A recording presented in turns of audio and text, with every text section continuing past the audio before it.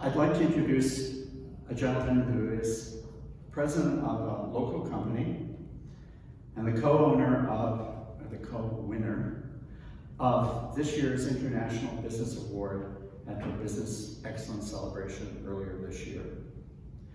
Wayne Bryce is the president of Jana Corporation. Wayne has agreed to talk to us a little bit about how his company thrived over the course of the pandemic. Wayne, please join me.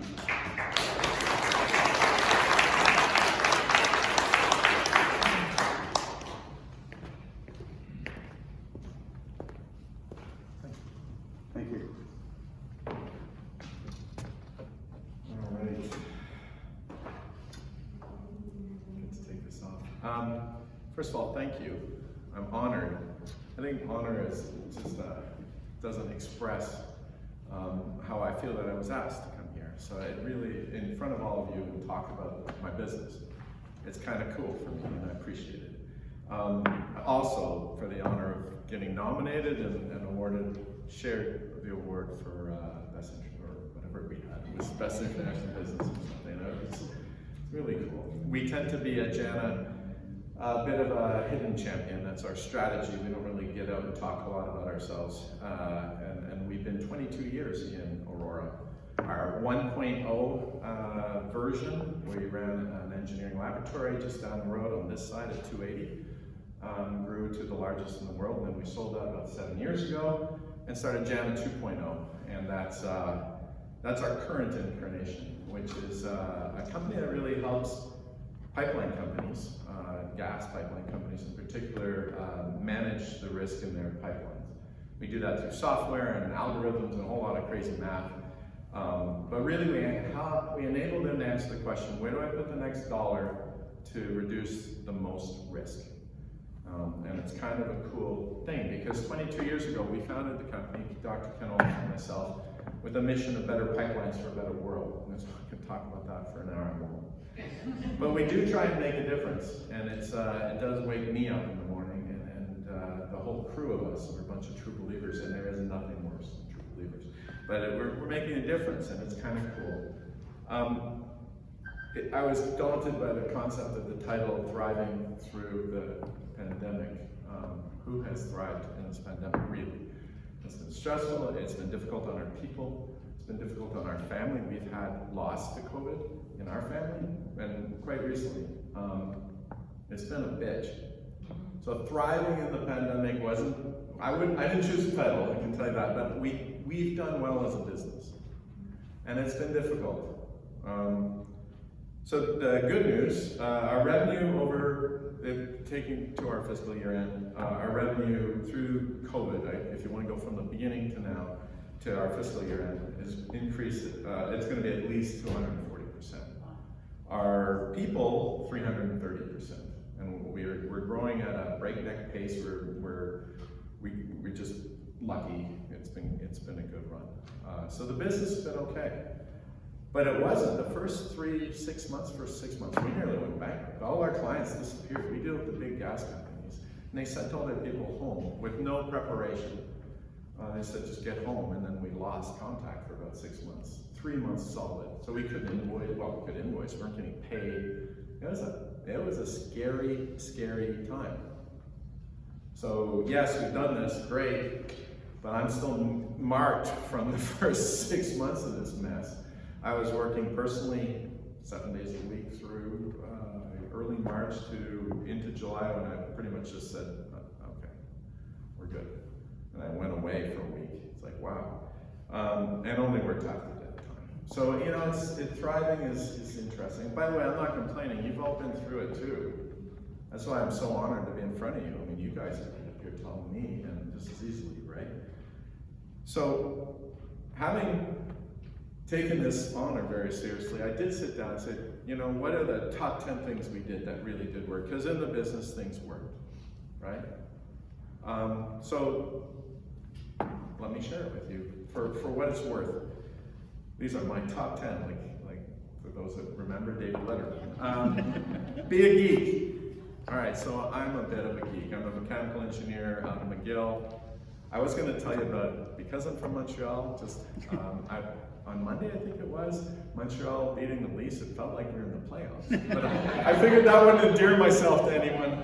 But I am a geek. And so I was in the Bahamas. We have a little place down there, and I was on vacation in February 2020.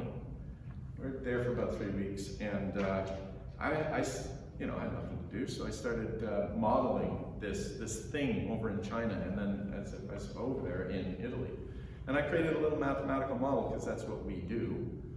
And I'm a geek, and I'm doing it on vacation for a disease in China and subsequently in Italy. And I said to my wife, I said, holy cow, these guys are in trouble.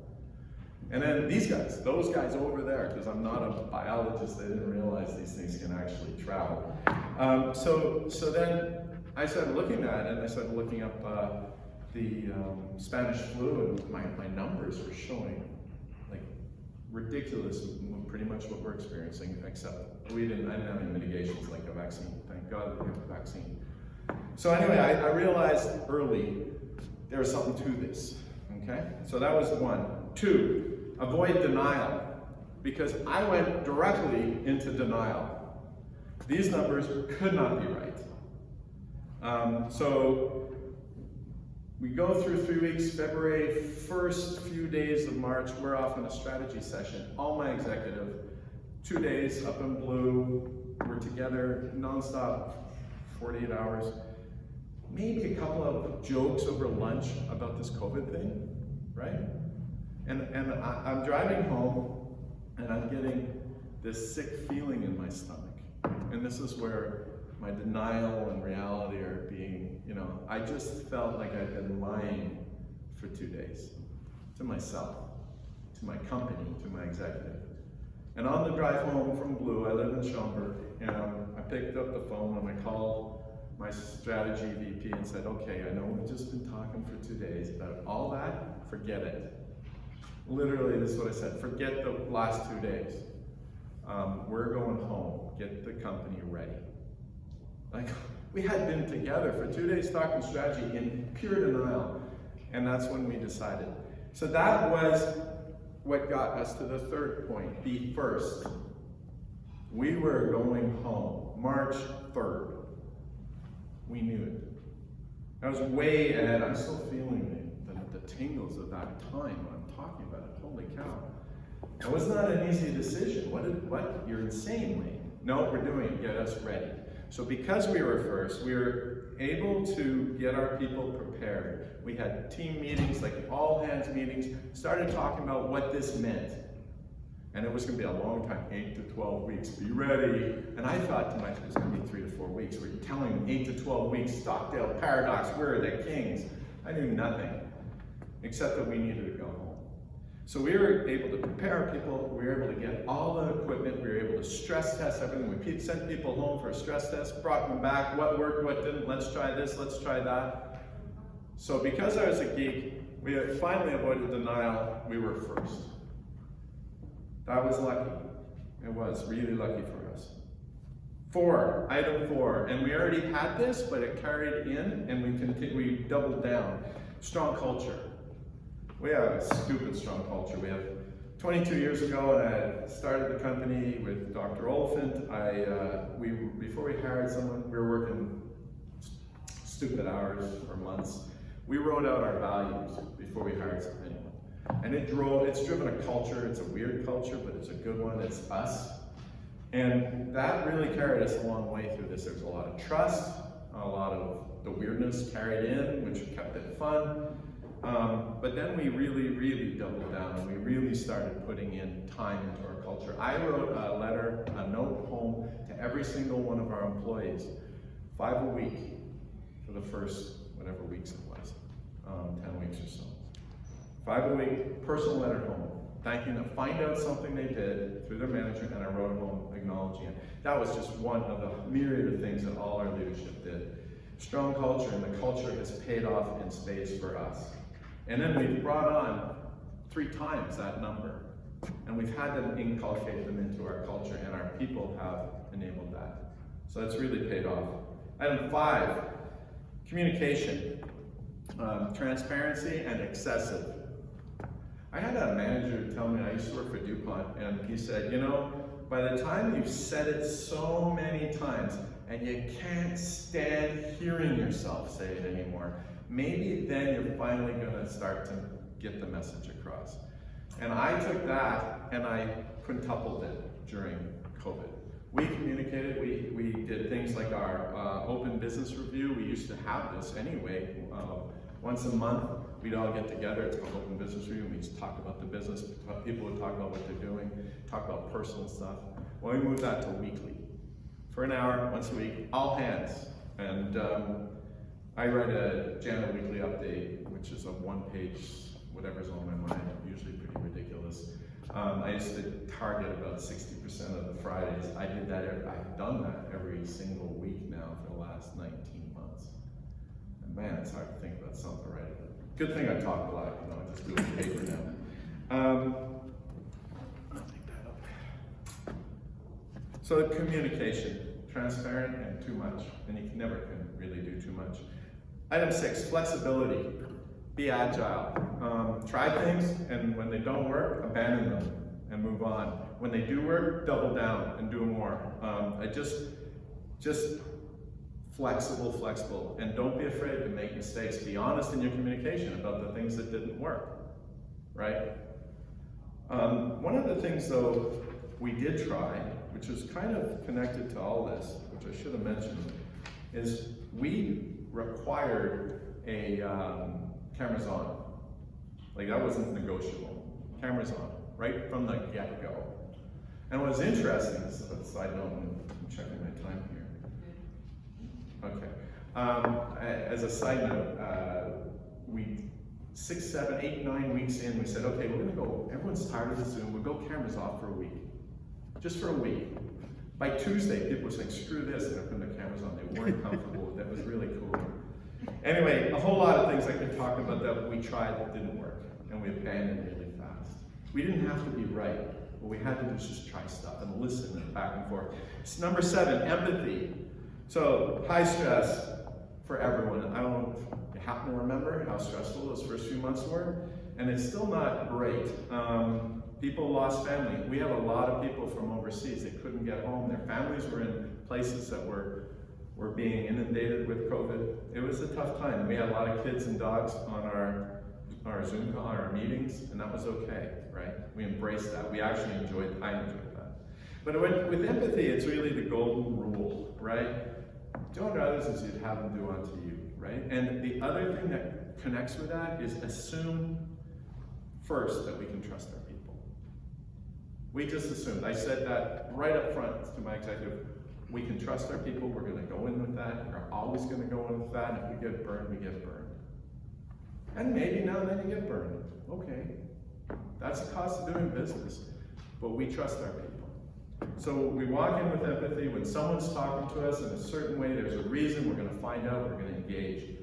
And boy, I'm tested on that topic about not getting a vaccine. Okay? But we still need to do it. People have their reasons, whether they're viewed by us to be correct or otherwise. We need to find empathy, no matter how hard it is. Number 8, keep it fun. First of all, I just don't want to work somewhere that's not fun, personally. But also, I don't think other people want to work where it's not fun. So keep it fun. We've done some really stupid things. I was going to create a list, and it would bore you, but we've done some stupid things. We have a weekly Kahoot. I didn't even know what it was, but it's like this. What is Kahoot? It's a trivia game. We do a weekly Kahoot. We used to do it two times a week, but it's now down to once. We have beer club. We have a lot of humorous things. We keep our meetings light. We do have kids welcome in our meetings, and dogs. Lots of dogs. So keep it fun. Number 9, and it is coming to an end, drive the business. Like for me, we're all doing this because we got a business to run, right? So you can forget about that and all this crap, right? Got to worry about this COVID, vaccination passport, blah, blah, blah, blah. Drive the freaking business. Despite the weather, right? Still have to go out and get the job done. We need to win, okay? Not if you're a Leafs fan, but for a Habs fan, you need to win regardless of what's going on. Drive your business. And so, what comes to number 10, lead by example. I did not, nor did I allow my executive or my managers to hide. We didn't hide.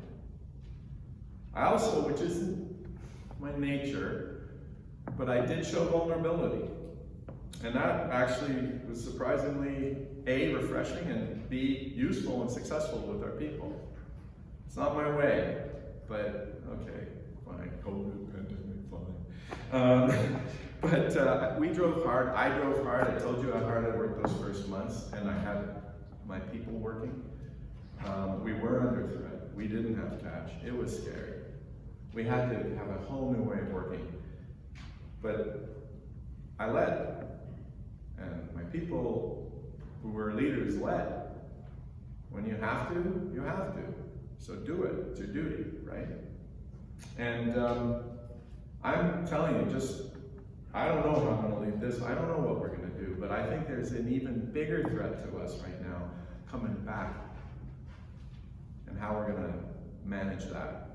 We thought going home was hard. It's easy, like when you have to do something, okay, you figure it out. This is different, yes, we have to do it, but there's a big threat to each of us in our own way, for our own reasons, and you can say it's about vaccines and getting sued. There's much bigger than that. It's an existential threat to us. We need to really think this through. But we will manage because, again, we have to. So in conclusion, and I think I might be, I'm going to conclude anyway, I'm a minute over, sorry. I believe, and it's only a 30-second conclusion, I believe that as a CEO, there's 3 things I need to manage. That's my job. It's manage the vision of the company, manage the culture of the company, and manage the people, the capital P people question of the company. And all of those 10 things connect one way or another to one of those 3 components. And as a leader, when my company, and thus the welfare of my people, is threatened, it is on vision, culture, and people that we must concentrate. And avoid all distractions to safely navigate our ship to harbor. And that's what's the onus on all of us. And that's how I think we can thrive under any circumstance. Thank you so much. I'm very honored.